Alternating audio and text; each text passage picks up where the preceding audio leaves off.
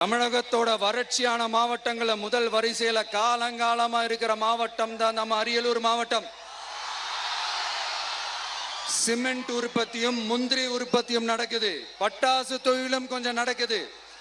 ஆனா இங்க இருக்கிற இந்த தொழிலையாவது மேம்படுத்தலாம்னு இந்த கவர்மெண்ட் ஏதாவது யோசிக்குதான்னு கேட்டா ஜீரோ தான். சிமெண்ட் ஆலைகளால ஏற்படுற மாசுபாட்டுல இருந்து மக்களை பாதுகாக்க என்ன நடவடிக்கை எடுக்கப்பட்டிருக்குன்னு தெரியல. யுனெஸ்கோவோட உலக மரபு சின்னமாக அறிவிக்கப்பட்ட கங்கை கொண்ட சோழபுரம் கோயிலை முறையாக பராமரிக்கணும். ஜெயங்கொண்டத்தில் ராஜேந்திர சோழனுக்கு மணிமண்டபம் அமைக்கலையே ஏன்?